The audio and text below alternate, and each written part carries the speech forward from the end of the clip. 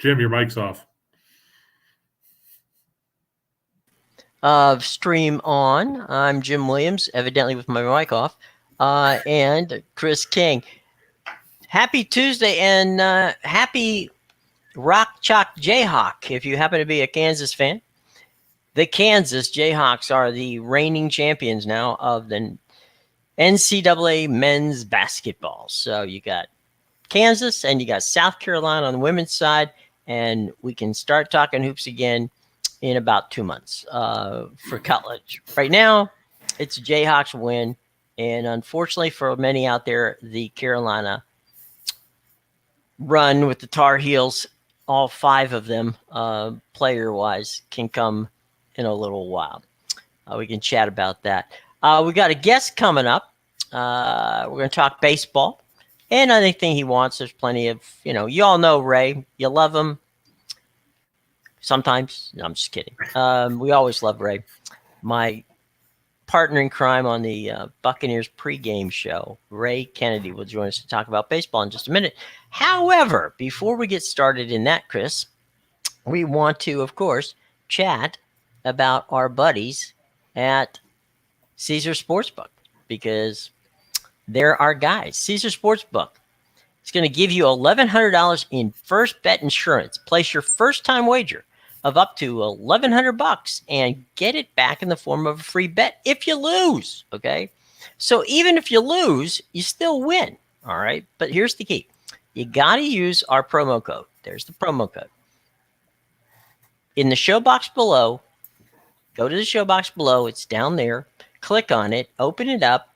Click on the Caesars link. It'll take you there. Use the promo code, and you're going to get $1,100 in bet insurance. Okay. So, as we always say, wager wisely, and you must be 21 years of age to participate. So, without any further ado, we'll get his take on last night's basketball game, and then we'll talk baseball with the one, the only, Ray Kennedy. Fellas, hey, Chris. Ray. Tim, been a while, my friend. How are you, buddy? Yeah.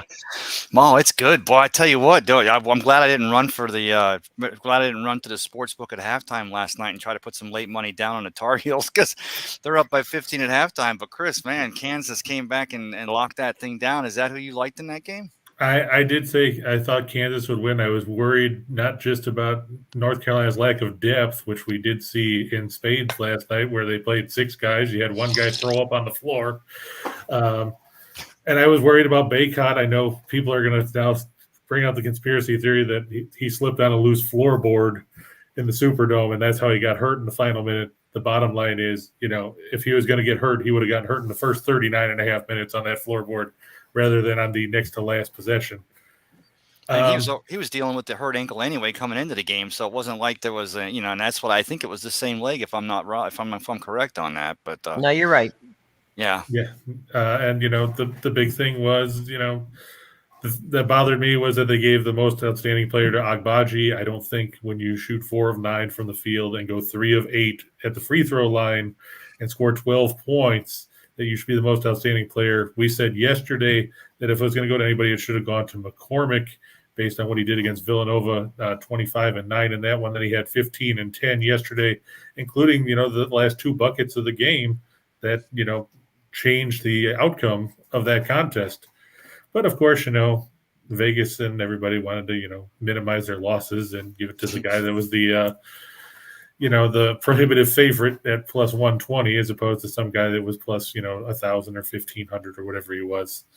Yeah, I mean, we lose March Madness in 2020 with the pandemic, and it was good to have it back. It was great to see a packed Caesars dome there, if you will, in Louisiana, and good to see even the field house and the different respective stadiums for the individual teams just crowded. It's great to be gotten to that better place that we've gotten to now in 2022. But yeah, he was the favorite going in. That was the one all the lights were on, as you so eloquently put there, Chris. He was the favorite in the MVP, and then they give it to him. And yeah, I mean, there's always going to be some kind of a thing that we're looking at going, definitely. Makes you want to go, yes. But yeah, and yesterday, Jim, of course, the biggest deficit overcome in a national title game in the tournament's history going all the way back to 1939. So you've got that as well. Hubert Davis, he pushed all the right buttons for 20 minutes, but sooner or later they just ran out of gas. They didn't have enough guys. Man, do I feel old? I'm watching it with my son last night. Sorry, Jim. I'm watching it with my 13-year-old son, Tristan, and I'm like, I remember when Hubie Davis was playing as a Tar Heel, was playing in North Carolina, phenomenal player. And, he's just a coach now. It's not like the guy just got the Lifetime Achievement Award for the Academy Awards or something. That would be a total slap in the face. But I'm just kidding. But, it's like I'm watching. Here's Hubert Davis, fantastic coach, his first year there in North Carolina, gets him to the finals. So look for good things in the future again from the Carolina Tar Heels as we move forward. That's right. Some people are saying, who's the guy? All right, the guy, for those of you asking, it's Hollywood Ray Kennedy. He's the third guy for the NWO. Right. No, it's Ray. It's Ray Kennedy.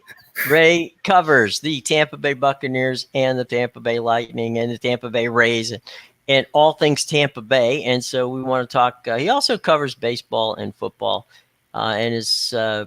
I had the pleasure of co-hosting the Buccaneers pregame show with him this past year. It was Good a lot times. of fun. Great times. And, Chris who got knows? That party. Yes. Chris got there a lot too, and Brady's back. So who knows what might happen this year?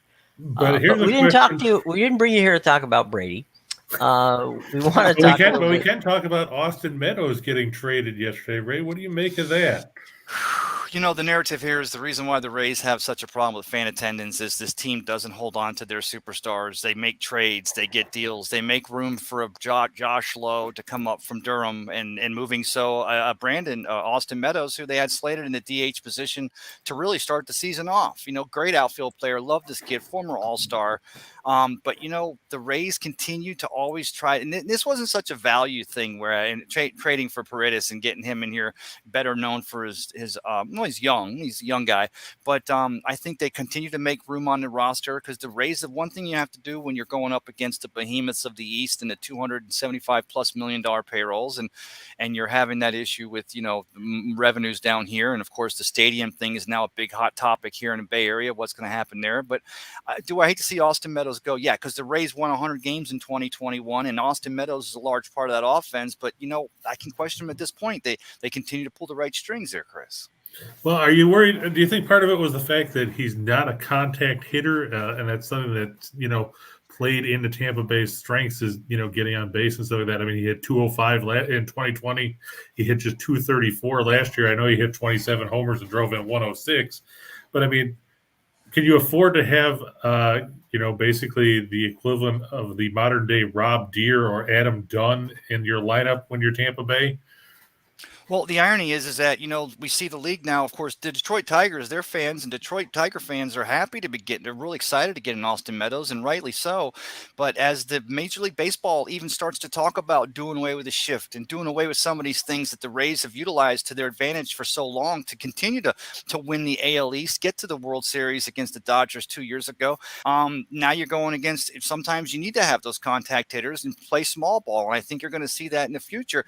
I think this is they were shopping Meadows this abbreviated spring with the 99-day lockout, but they were shopping them and they had no takers. They get a trade here a couple of days before the season, and again, I think it's to make room for Josh Lowe to come up, and he's also an outfielder, doesn't have the offensive numbers that an Austin Meadows has, but again, the Rays, they pulled the trigger on these things and they find value where others don't usually. So I think we have to wait and see on this one, but losing Austin Meadows, I can tell you right now today, Chris and Jim, in Tampa Bay, a lot of people, the minute they walk up to me, they're like, Austin Meadows, what's going on? And I'm like, wait, we're not talking about Brady or Arians, and we're not talking about football. We're excited for the start of the Major League Baseball season this week, as I'm sure you guys are as well.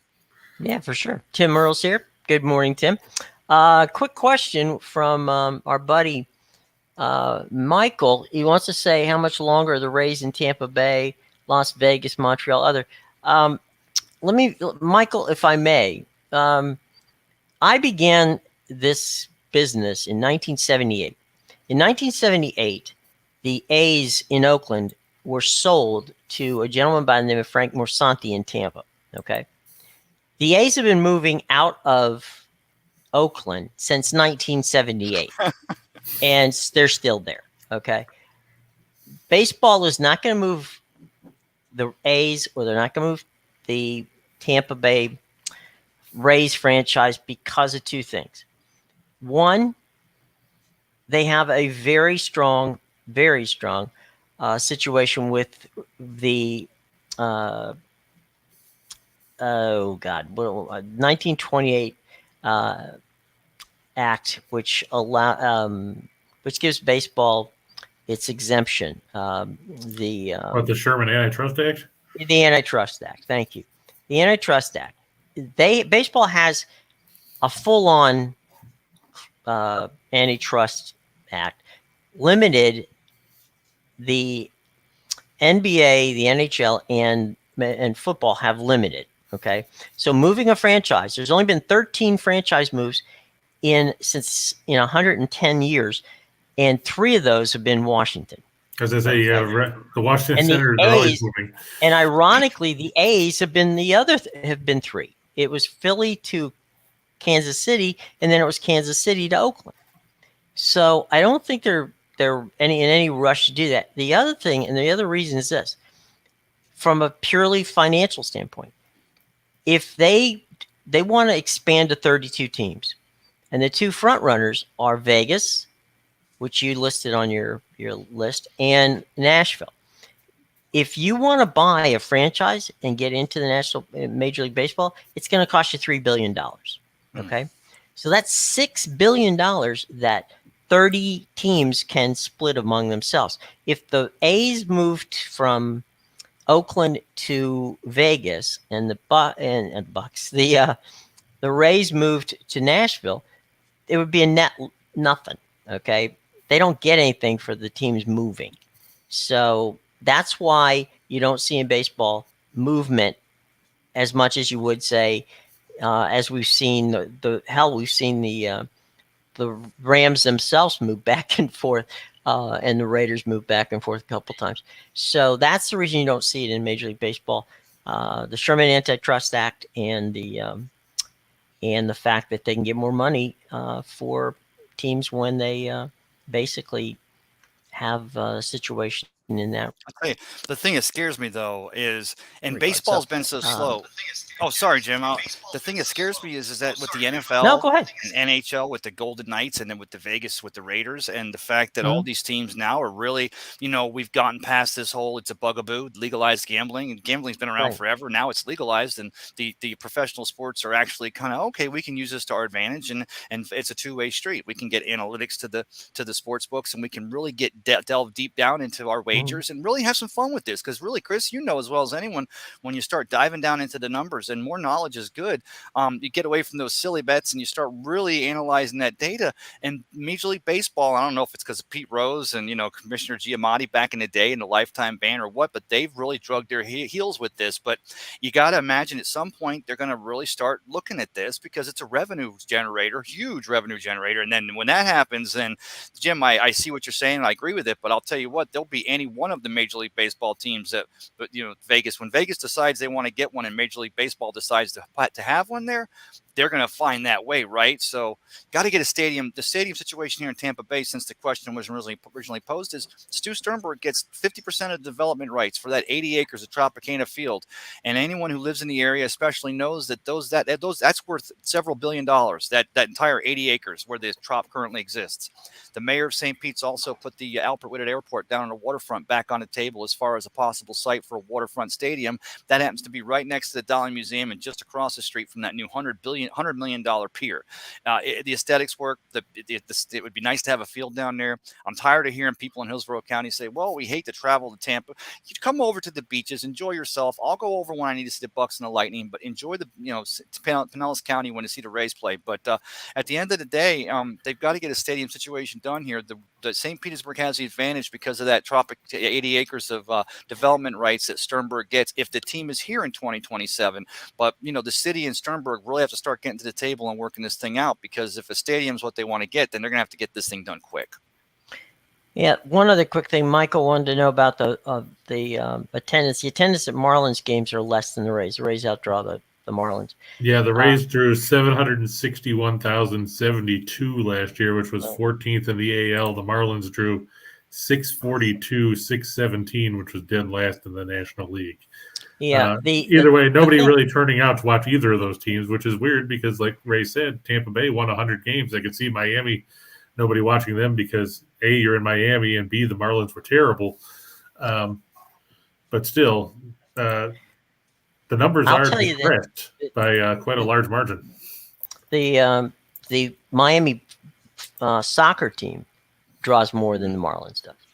So Well, there gives I tell you guys that. what, though, the Rays have one of the top 5 television markets in the entire Major League Baseball. They get a lot of revenue generated, but unlike the Yankees with the Yes Network and other teams that have their own markets, the Sternberg and the Rays, they're on down here on another station, Bally Sports, and they used to be on Sunshine, Florida. I've talked that one of the big issues with building a downtown stadium in St. Petersburg is they'd have to build it on a smaller footprint because of the location and because of everything that's blowing up down there. And believe me, guys, it is blowing. Chris and Jim, next time you guys are in town, we'll go down to the steakhouse down there. I'll show you guys what's happening down here now. Just because of the cost per foot and cost per property.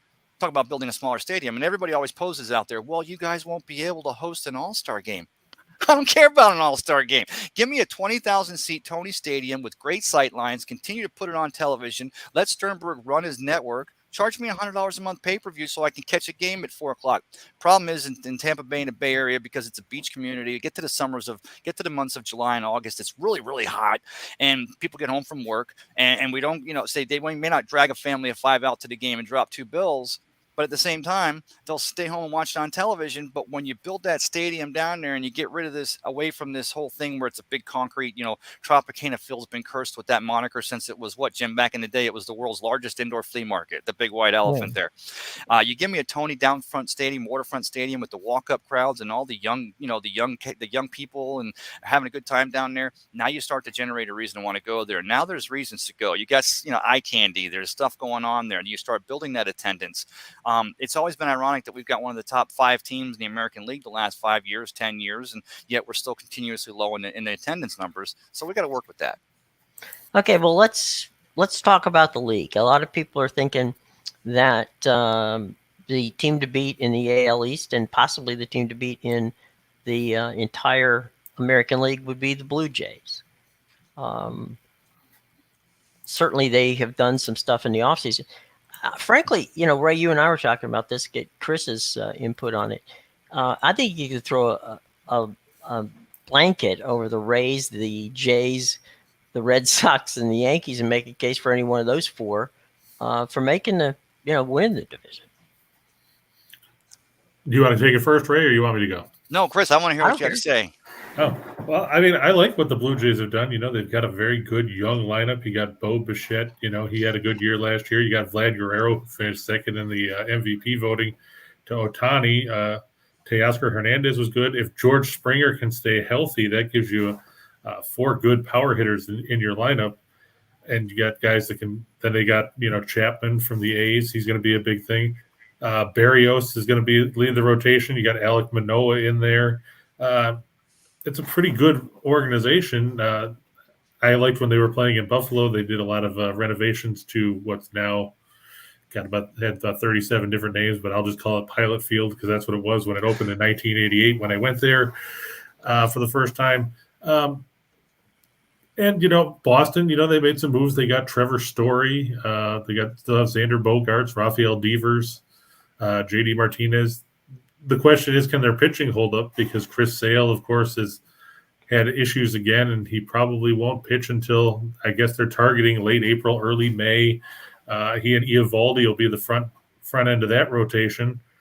The Yankees are the Yankees. I don't know how much we need to talk about them. Everybody knows that they like to spend money and go after guys. They got Josh Donaldson. They gave up on Gio Urshela, who I think was a good glue guy for the Yankees because he could play all over the field. And I guess, they got rid of Gary Sanchez, which I know Reichel was happy about because nobody wanted a catcher that hit 204. But the Yankees are the Yankees. Can they get by with Joey Gallo hitting $160 again? Probably not. But they've still got Garrett Cole. They hope to get something out of Severino, who hasn't pitched much at all the last couple of years. They hope Jameson Talon can stay healthy. And like Ray said, Tampa Bay has been quietly a good team the last several years that nobody talks about. My concern with Tampa Bay is this: will Shane McClanahan take a step forward? Will this be the year Shane Baz does something at the major league level? And can they get enough production from some of these guys like Mike Zunino, who is the quintessential hit or miss prospect at the plate, behind the plate, because either he hits a home run or he's heading back to the bench because he had all of 216 last year and whiffed in about 1/3 of his at bats. Does anybody expect anything out of guys like Yandy Diaz or Wendell? And Randy of course, Arozarena. yeah. And how does Wander Franco step forward after playing 70 games last year? I know a lot of people have him as a dark horse candidate for AL MVP, but again, he's only played 70 games. Let's pump the brakes on that until we see what he does when pitchers adjust to what he likes and what he doesn't. Well, I'll tell you what. For me, it's the Orioles, the East. I'm kidding. But you talk about Guerrero, monster, Guerrero, and the player that he is. Every time he comes up to the plate, you start. If you're an opposing team covering the Rays like I do, obviously I am one, and I'm looking. You start hearing ghosts. But to me, you put a Guerrero up there and the beast that he is, but you put him against the switch hitting Wander Franco and the phenomenal talent that this kid has. And I know it's been a short sample size, Chris, but I like Wander Franco in there. Shane Baz just had a little surgery, so he's not going to be in that lineup initially. But don't forget, guys, with that 99-day lockout, Major League Baseball is going to start this season and let teams have an expanded roster. That plays right into the Rays' hands. That lets Kevin Cash become Dr. Cash, and as he's working with that pitching staff, and we're going to be able to pull a pitcher every inning in a third. Now, since we're talking about that, we could probably wax poetic on the East all day, and Chris, you covered it so well. What are your feelings, Chris and Jim, as far as a team like the Rays that other teams, when they pull the shift because no one knows how to bunt the ball anymore, and we might pull a pitcher or switch a pitcher every inning in a third, but if it keeps the other team from getting a rhythm going, is that ruining the experience of baseball, or should other teams just adapt and catch up with that?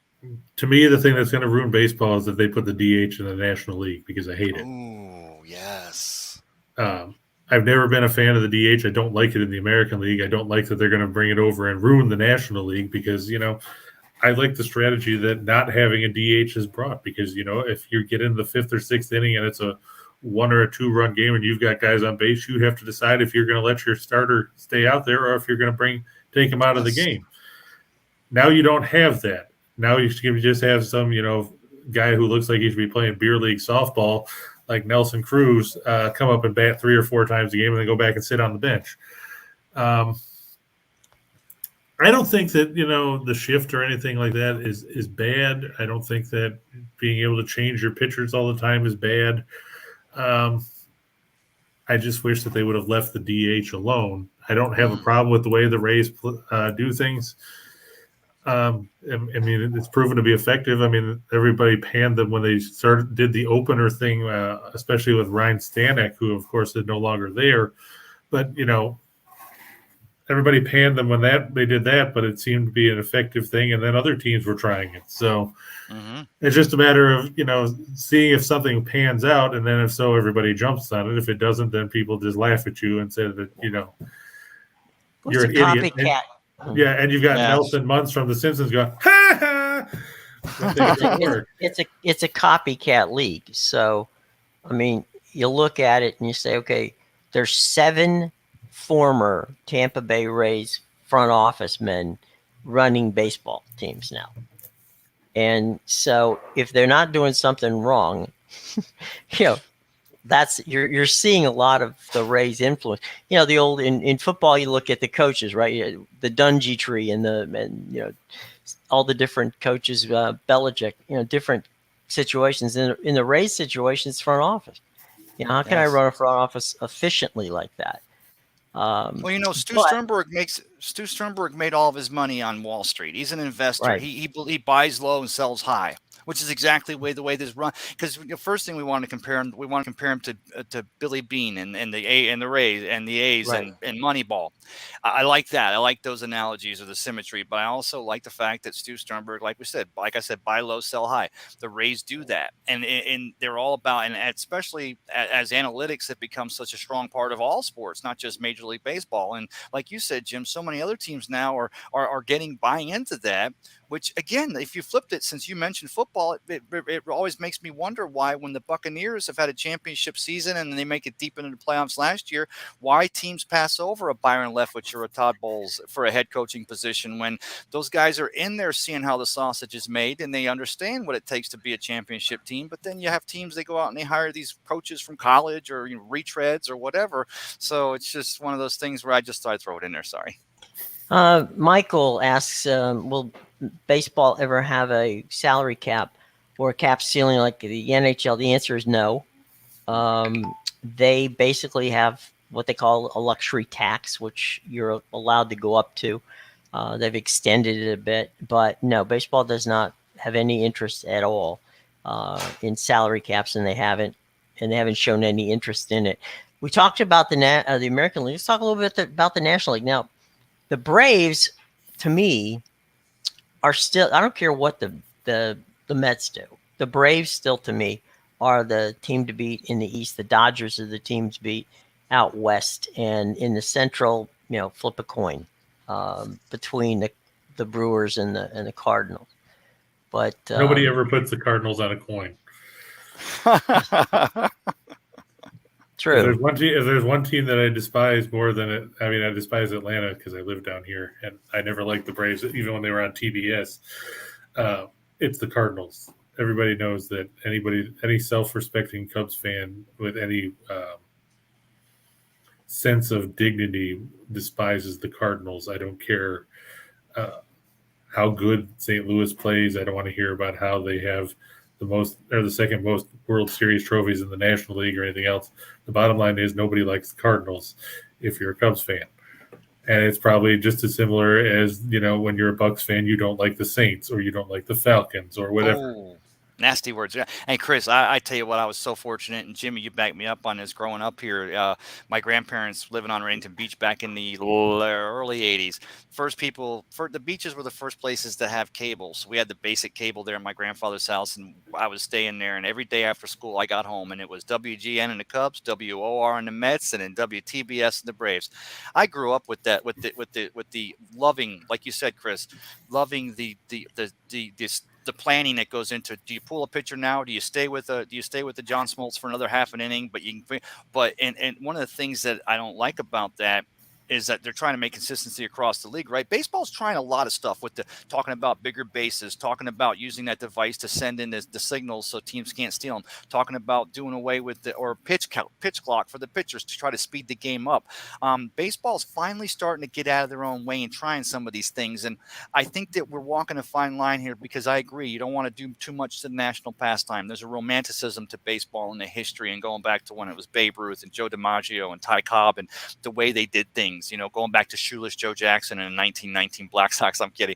But the fact of the matter is that in this day and age where most people are getting their information, their news in 140 characters on a break on Twitter, baseball's finally realizing maybe if we can experiment with some of these things and shake it up a little bit, because people say, well, baseball's great when you get to the playoffs. No, I pose baseball's great all season, but you got to have a reason to be invested in it. And to get invested in it, we have to pull them in. And I think that that's some of the things baseball's starting to do with some of these rule changes, trying to bring them in here and make them realize that this product's good all 162 games.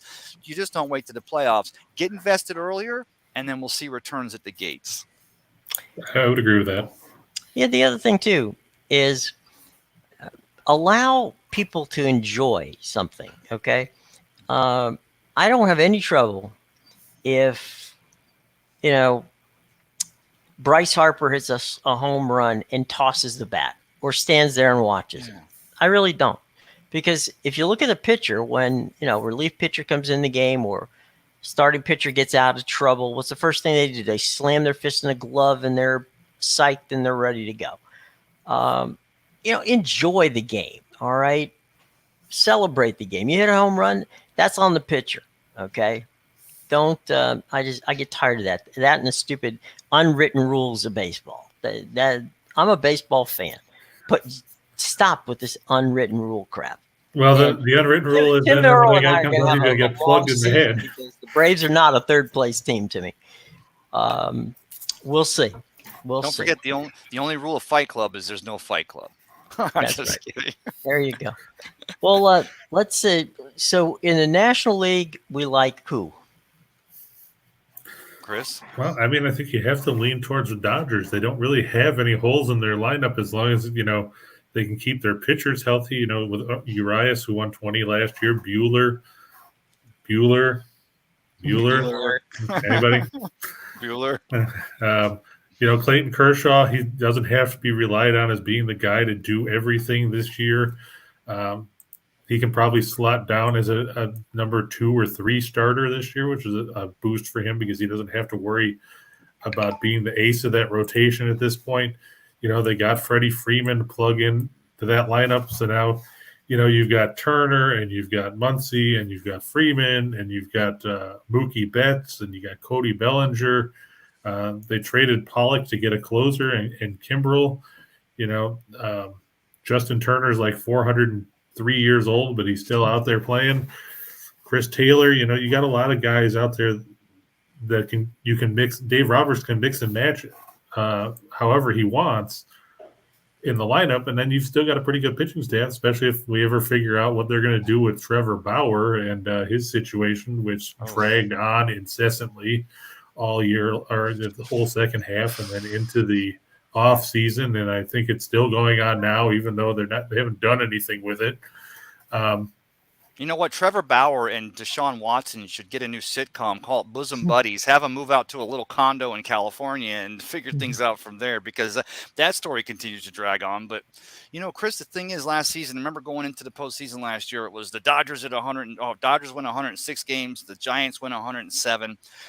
The Braves finished with 88 games, but they got hot like you and I were talking earlier, Jim. They got hot at the right time of the year, but it was like everybody was already they were like, it's a shame that the Giants and the Dodgers will play each other in the National League Championship because that's probably better than any American League National League. And, of course, the Braves ended up winning it all. Good for them. But I'd like to see the Padres. I'd like to see Tatis have a great year. I'd like to see the Milwaukee Brewers finally hang in there. I'd like to see the Cubs come back and surprise everybody. To me, when Jim Madden led the Cubs and they won this series and got off the schneid there a few years back, it was one of the best stories in baseball. And that's from a Rays fan, which they're over-accomplishing every year. So as far as the National League goes, I get it. The Padres or the Dodgers have a salary cap. What's their salary? About $750 million. They just keep signing players in. The Padres have $500 million in their third base and shortstop. Just in the infield. I know. And of course, you have to remember Tatis is going to be out for a couple months after he had wrist surgery. So that's going to put a lot of pressure on some of the Manny Machado is going to have to step up. Hosmer is going to have to prove that, he's worth the money that they paid him because he hasn't been all that great. Same with Will Myers. It's going to be interesting to see. Yeah, the Padres have a ton of quality pitching. The question is, will they have the offensive weapons to keep them out of having to win games 2-1 and 3-2? Yes. Chris, let me ask you this. I'm sorry, I was going to ask, and I have to get out of here, guys. I apologize, but one last question, and I'll let you finish it, Jim. But the White Sox, last year it was the White Sox. I got a neighbor. He's a huge White Sox fan, and he's always the White Sox. And you know what they do? They seem to put a team together. And La Russa, right? The manager there, he's like 102 years old, but he's still kicking those boots. But to the White Sox, are they going to be up in there again this year? Are they going to be in the mix there, making a case at the end of the season, or was that more last year, not into this year that you see? I think the AL Central is still a bad division. The White Sox are still the top team in that division. I mean, the Tigers might improve. The Twins have a chance of improving. Well, the Twins probably won't be last. Kansas City has got a young team. They'll improve as well. And Cleveland is terrible. So, unfortunately, the White Sox will probably still win that division. I mean, Luis Robert, Moncada, and Tim Anderson, and Jose Abreu's back again. Yeah. And Eloy Jimenez will hopefully stay healthy for them. The one issue that I see with them is in their rotation. Lance Lynn had a issue with his knee. Rodon went to San Francisco. So you've got Giolito, Dylan Cease, and the decomposing corpse of what was Dallas Keuchel, who posted an ERA over 5 last year. Then you got Ronaldo Lopez, and it's just their pitching is more questionable than their lineup for sure. If their pitching can hold up, they should win that division, I think, fairly easily. The rest of the Central has work to do. I mean, like we said, Detroit made some big moves. They got some names now, adding Meadows and getting Javier Baez via free agency, and Eduardo Rodriguez to put near the front of that rotation is going to be an improvement. The Twins got Sonny Gray. They made some other moves. They got Urshela from the Yankees in the trade that sent Donaldson out of town. They've got Correa now for who knows how long, since he's got 2 player options after the 1 year that he signed for. And like we said, Cleveland has pitching. They don't have a lineup. Kansas City is probably a year, I would say, maybe a year or 2 away at this point. I'm just going to, I think that obviously the Houston's going to be good. And anybody in the East, sans Baltimore, is going to be good. But the team to keep an eye on for me, the sleeper team here, is Joe Madden and a healthy Angels team. Yeah. You got Mike the Trout. key word that you touched on there, Jim. Healthy. Yeah, no. Look, I get it. And that could be said for anybody, any team. But if the Angels can stay healthy, and if the Angels can get some decent, consistent pitching, which they should be able to do, they just might be a surprise in the American League. That's all I'm saying. Keep an eye on the Angels. I'll tell you what, for me, again, the Braves were in that Freeman sweepstakes for 5 minutes for the Dodgers lock it down. Still got G-Man Choi over there. Wander Franco in a full season. Continuing with Kevin Kiermaier in the outfield. This pitching staff were a little bit on the getting it through the early part. But again, like I said, with those expanded rosters, it's going to play right into the Rays' hands. They're going to be able to get some things done. It's always a question of, will the Rays, kind of like you were saying with the Padres, Chris, the Rays, will they produce enough runs? But I look at this with a Yandy Diaz and a Rosarina and a Wander Franco and some of the things they're putting together, and some of the guys we have down at AAA and at Durham. I really think that this team, you lock it down with the deep pitching rotation we have going into the bullpen, and you get Baz back. And Baz, like you said, it's going to be a big year for him. We're going to see if he's going to really show up and put up. And Yarborough's got up to 97 degrees in the speed department. So this pitching staff, if they continue to improve like they seem to do every year, the big question is, do they win another 100? 100 wins is a lot to ask for a team that's among the lowest in the league in payroll, but like they're setting the over-under now on the Rays at 90.5 games, and I would bet if that was the line right there, I would definitely consider betting the over on that if I'm going to get some good cheese for that. Here's the quick thing on that one though, Ray. If you've got the Jays, the Yankees, the Red Sox, and the Rays all in the same division, there's not going to be one of those teams to win 100. They play each other too much.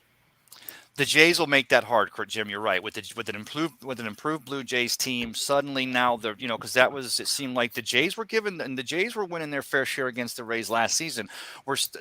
Kevin Cash is still going to pitch this rotation around the Yankees so that murderer's row they try to put out on the field every year for that hitting, we're going to play around them. The Red Sox, I think that they're a year or two removed from trying to figure out what the heck's going on there. And then the Orioles are everybody's American League East pincushion. So.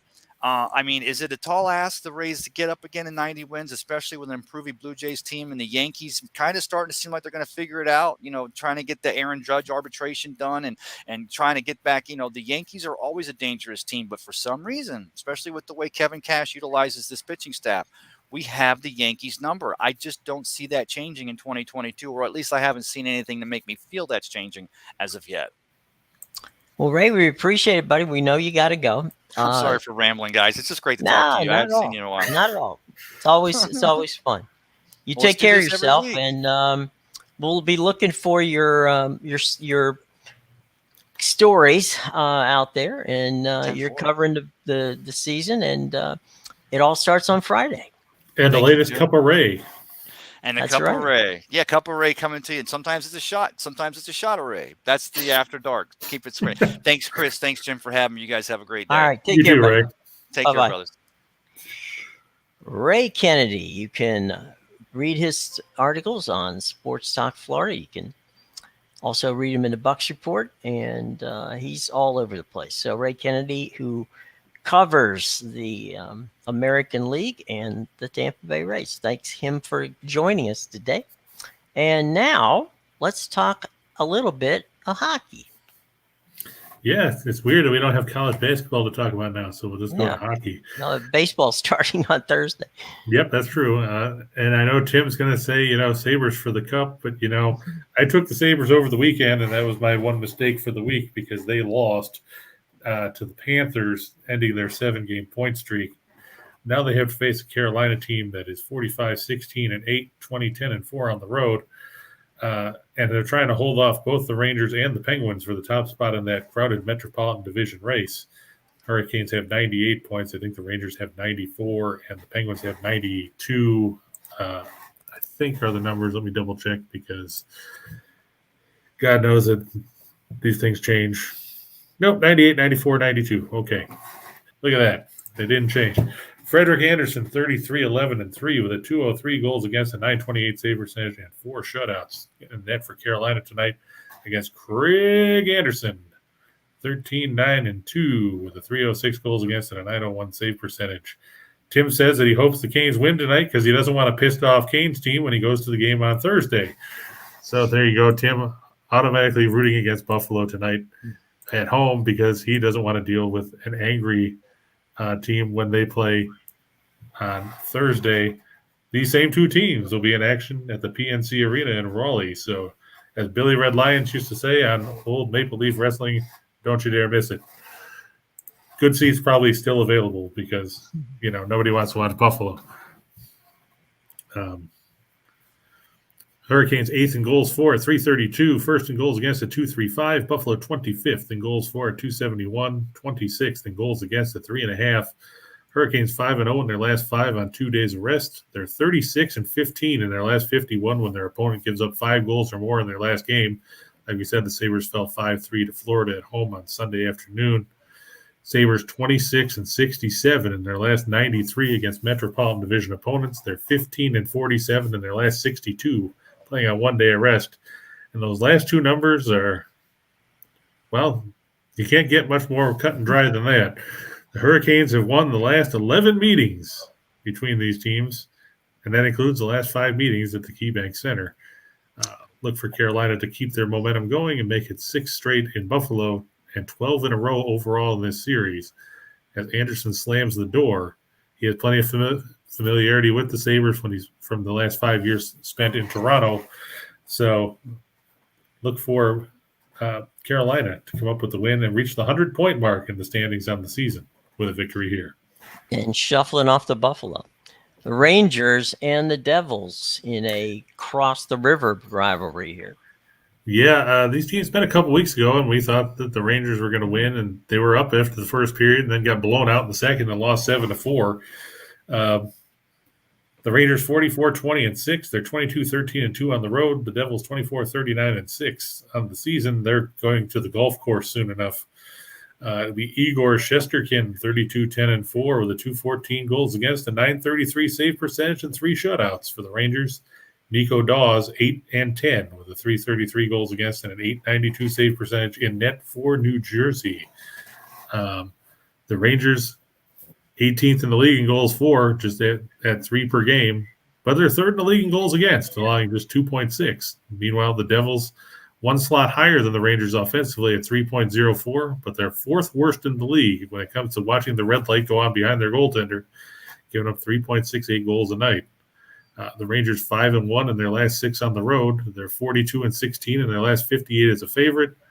The Devils 13-39 in their last 52 games as an underdog. They're 1-4 in their last 5 games against the Metropolitan Division, and they're 1-9 in the 3rd game of their last 10 3-game and 4-night situations.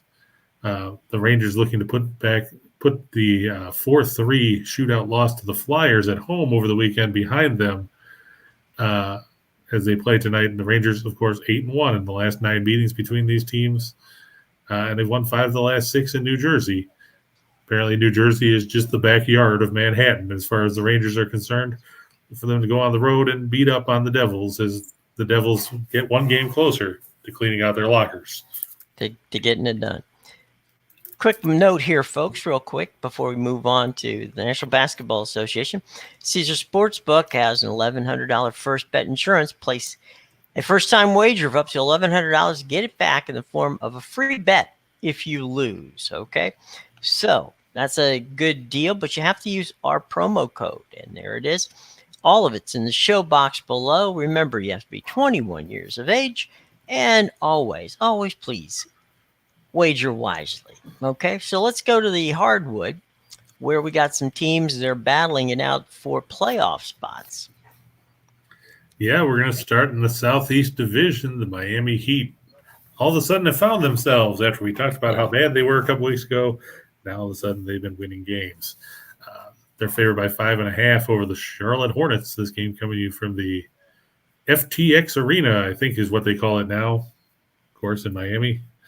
The Heat, 18th in scoring offense at 109.5. They're 13th in field goal percentage at 46.5. And they're first in three-point shooting. Charlotte, 26th in scoring defense, giving up 114.8 a game. They're 19th in field goal percentage defense. They're 21st in three-point defense. The Hornets, 5th in scoring offense, but they give up as many points as they score, so that's not necessarily a good statistic. Miami, 3rd in scoring defense at 105.2. 4th in field goal percentage defense at 44.5%. 3rd in three-point defense at 33.9%. The Heat 4-0 against the spread in their last 4 overall. They're 7-2 in their last 9 after an ATS win.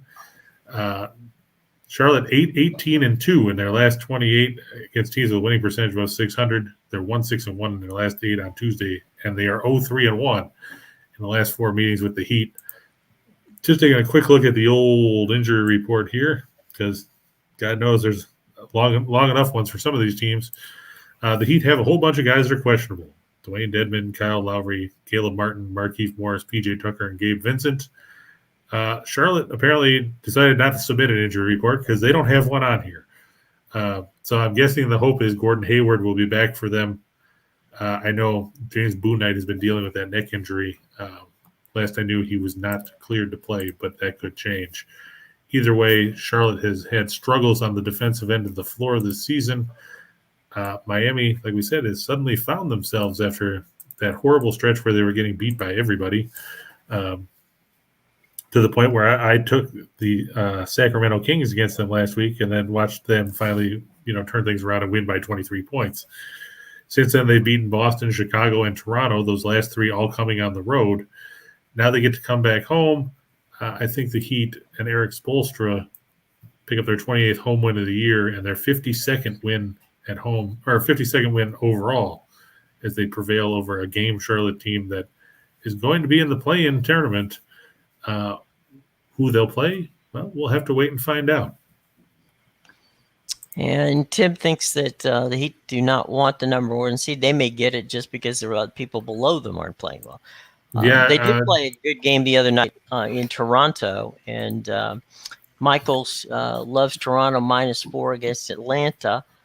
I like Toronto. I like Toronto over Atlanta as well.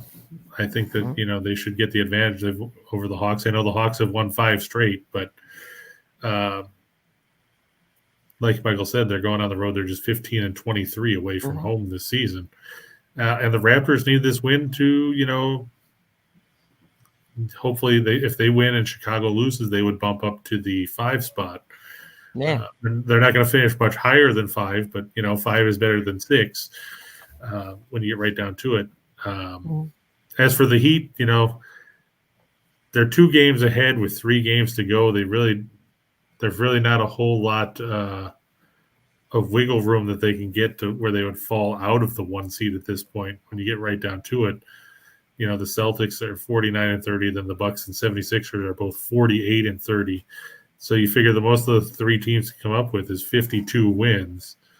Miami, let me see who they have left after tonight, because they've got Charlotte at home, then they've got Atlanta at home, and they close against Orlando.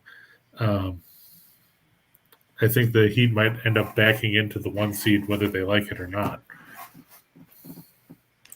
Well, we wish you luck there, Tim, with the Raptors on the winning the East. Wow, plus 4,000. Yeah, that's I quite. didn't realize it was that far down the line. Yeah.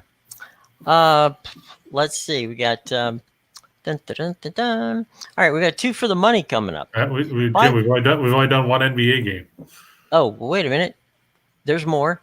That's right. It's made the Lakers time.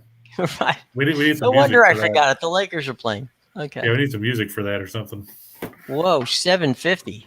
Yeesh. Yeah, and that number is probably going to go up from here because the Lakers have officially ruled out LeBron James for tonight. This came in just minutes ago. LeBron is out with that ankle injury. Of course, Anthony Davis is going to be a game-time decision as he battles back with that foot injury. Also missing for the Lakers, Kendrick Nunn, but nobody cares because he hasn't played all season. Meanwhile, for the Suns, the only names on the injury report, Frank Kaminsky and Dario Saric. I think the Suns, they're pissed off. They lost 2 in a row. They got beat by Memphis last week. Then they got whipped by Oklahoma City, of all teams. How do you lose to Oklahoma City by 20-some points? Practice. Well, you should at least practice to win, not practice to get beat by 21 points by a team with no players. The Suns, 4th in the league in scoring offense at 114.9. They're 48.7% from the field, puts them 1st in the league in that category. They're 6th in three-point shooting. Michael says we're right. The line is now bumped up to Phoenix by 13 without LeBron. The Lakers 27th in scoring defense at 114.8. They're 22nd in field goal percentage defense at 46.9. They're 17th in three-point shooting. The Lakers are 12th in scoring offense, but it doesn't matter because without LeBron, you'll be reduced to watching a gimpy Anthony Davis, Russell Westbrook, and Carmelo Anthony jacking up shots from wherever you want. You get right down to it. It's going to be a rough contest for the Lakers, who are basically – it looks like they're basically waving the white flag at this point. You look, they trail the Spurs by 2 games with 4 games to play. Unfortunately, even if the Lakers were to match the Spurs, they would still lose due to better conference record for San Antonio. So basically, the Lakers have to go 4-0, and the Spurs have to go 1-3, or the Lakers would have to go 3-1, and the Spurs would have to go 0-4 down the stretch for the Lakers to get into the postseason. Jim, rumblings really coming out now, getting a lot louder that Frank Vogel will be fired at the end of the season. I don't think this is Vogel's fault. Vogel did not put this team together. Right. I know that injuries were an issue, but the problem is when you pay Davis and James and Westbrook as much money as you paid them and leaving you with about 3 cents to sign the rest of your roster. And it's basically a no-win situation because whoever you put in to coach this team next year is going to inherit the same dumpster fire rotation that you have. Mm-hmm. So if the team sucks, then the coach is going to get the grief. If the Lakers somehow magically win a bunch of games and make the playoffs, who are they going to give the credit to? It's not going to be to the coach. Credit LeBron James. What do you think of the Cavs in the first half, Chris? I think the Cavs are probably going to beat Orlando anyway. Yeah. I know that Cleveland has been banged up. They were shorthanded. They did cover against Philadelphia over the weekend. Let me just take a quick look and see if we got anybody noteworthy on the injury report for that one. And Kevin wants to know, which would you play? Which play do you like best?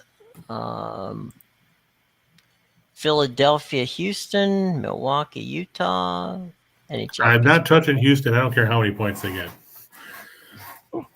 Okay. Houston is atrocious. And if you look at the injury report, not only are they atrocious, their best players are missing. Just taking a look for that real quick. Eric Gordon's not going to play. Schroeder's not going to play. Christian Wood's not going to play. So you've got Kevin Porter Jr. And a bunch of fans.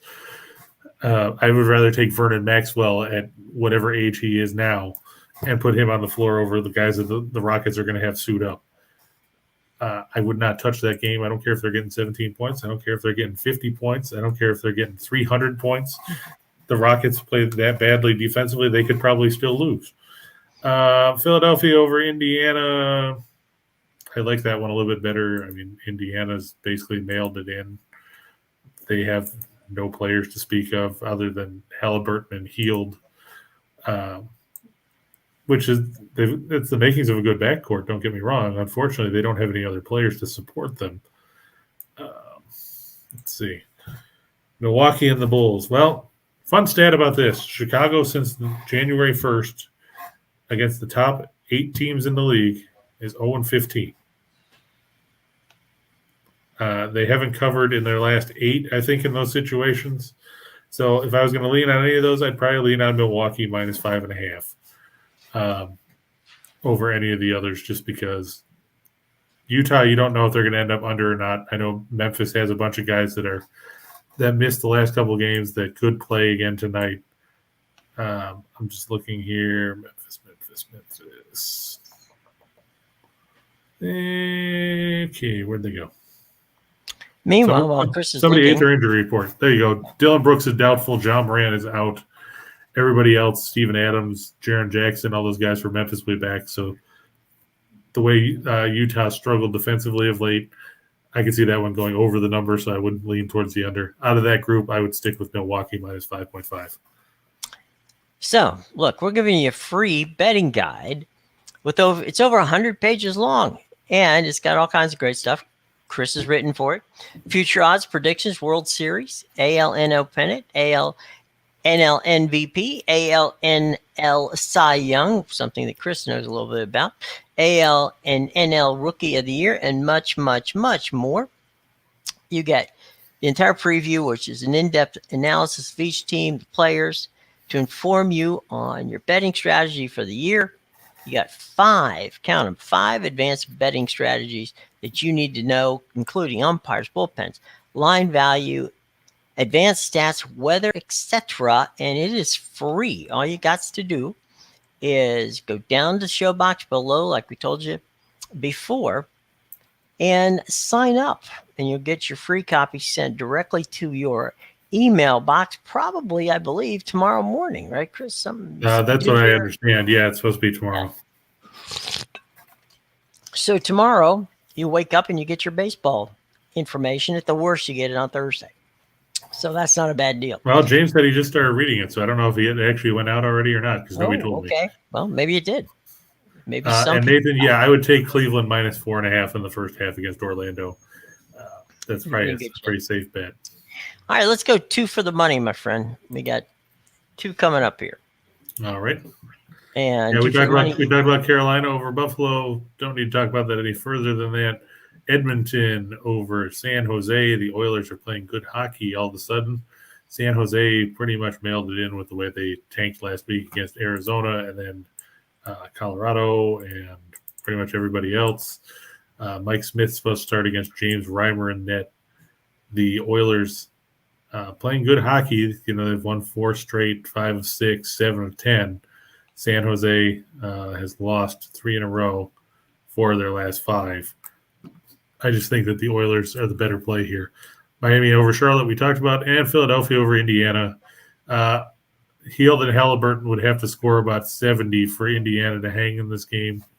It's not impossible, but I think Joel Embiid is going to have a big day eating against the lack of Indiana's front court, and that should help the 76ers in that one pick up the victory. Let's move on to 4 for the show. All right, the Timberwolves over everybody's favorite team, the Wiz. Do we need to say anything else? The Wiz are going nowhere. Minnesota's going to be in the playoffs for the the first or second? Only the second time, I think, in the last decade or a couple decades. It's been a rough run for Minnesota. You know, let's see, their 45 wins this season are actually their most since, they won 47 in 2017-18. That's the only time they had made the playoffs.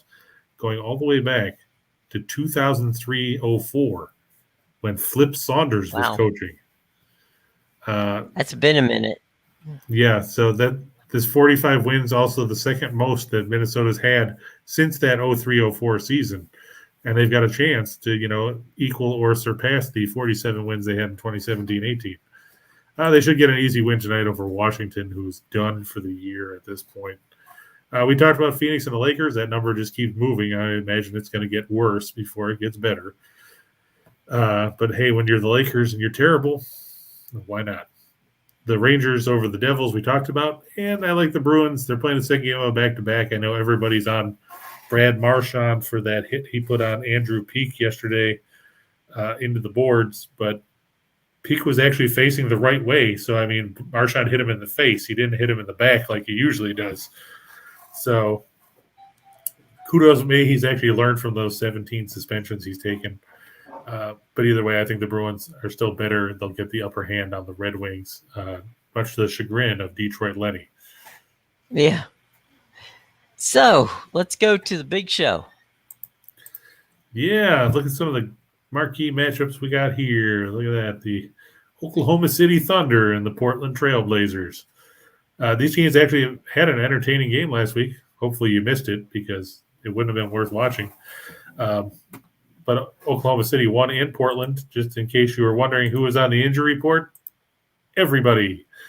Oklahoma City does not have Basley, Dort, Favors, Giddy, Gilgeous-Alexander, Jerome, Mann, Muscala, or Kenrick Williams. The Trailblazers won't have Bledsoe, Josh Hart, Joe Ingles, Damian Lillard, Nasir Little, Yusuf Nurkic, Anthony Simons, Trendon Watford, or Justice Winslow. So it's free uniform night. Right. At the Paycom Center. So if you suit up, make sure you get a picture so we can talk about it. Right to Zamboni. The Nuggets favored by 9 over San Antonio. The Nuggets trying to hold on to the Northwest Division lead now that they picked up the other night. Quick look there for the injury report. I believe DeJounte Murray is out for San Antonio. He's still dealing with an illness.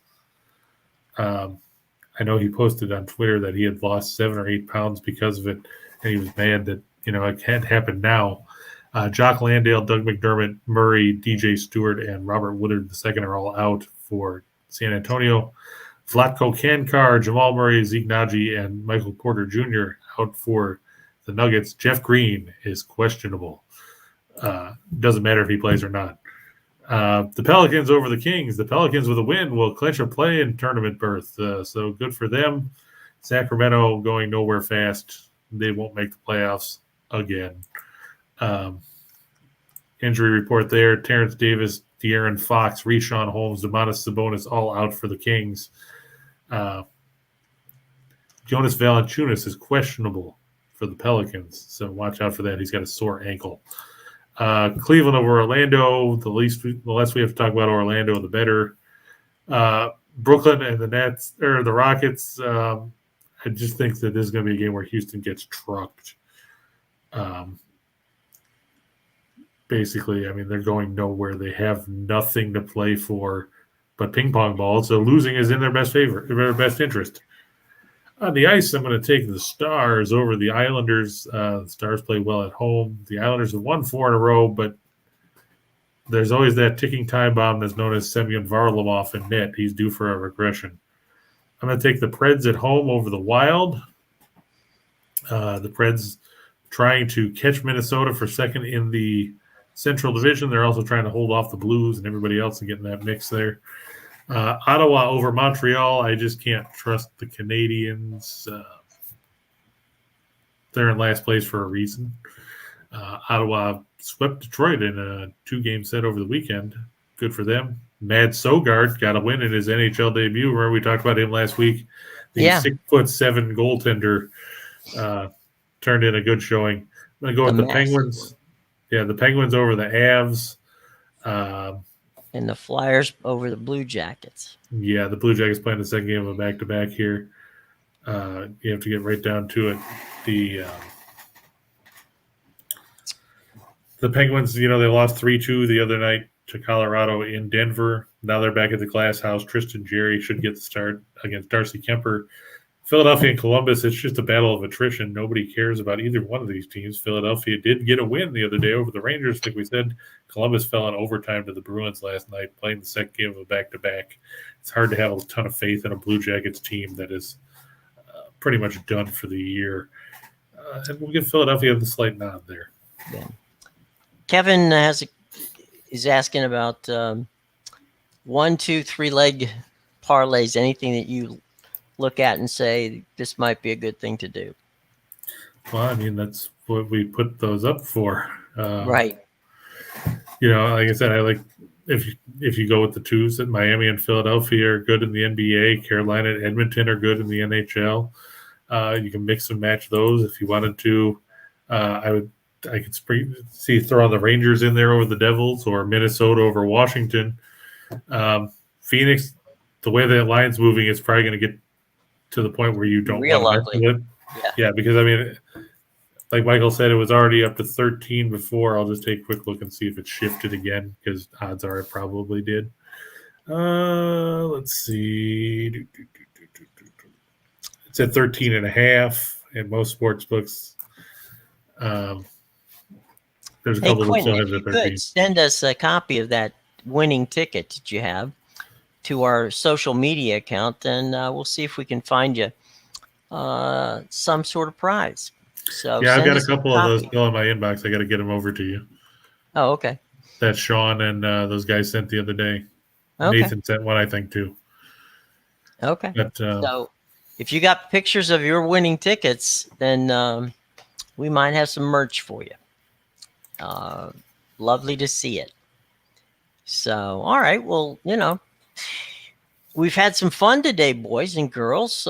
Tomorrow will be the eve of the starting, of the just before baseball season's about to do it. Quentin, what you do is you take a picture of your winning ticket with the parlays on it, and you send it to either betting royalty, as you can see Chris's handle there, or you can take the picture and send it to my Twitter address, and bingo, we'll have it. Okay. So that's all you got to do. It's relatively simple. So do that and we'll be good. Okay. All right, buddies.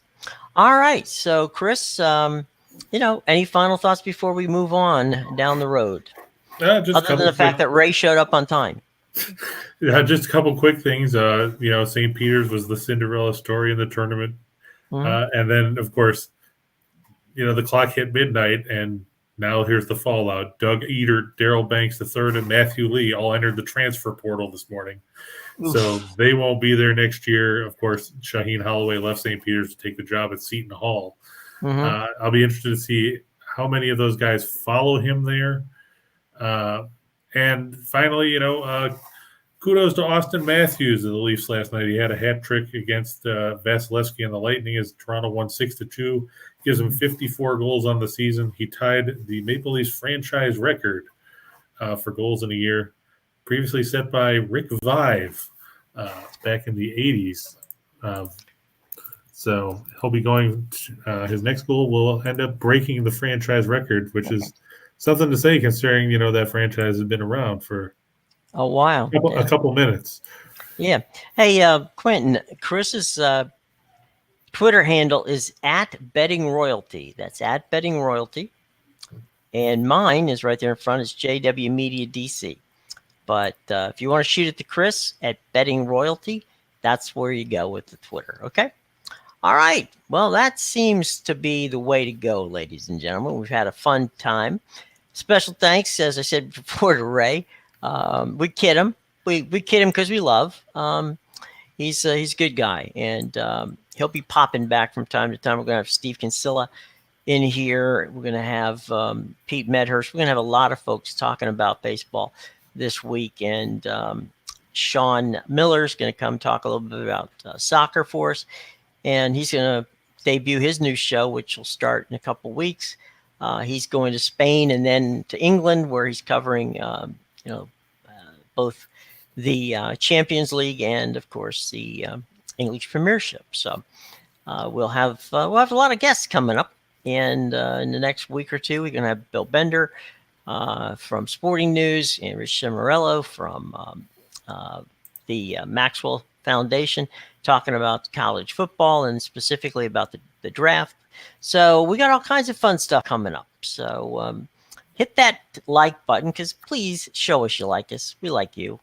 And if you had a like button, we'd hit it. And also, subscribe and hit the bell as well. So that's it for today, folks. We've had a lot of good questions, a lot of fun stuff, and hope you enjoyed it.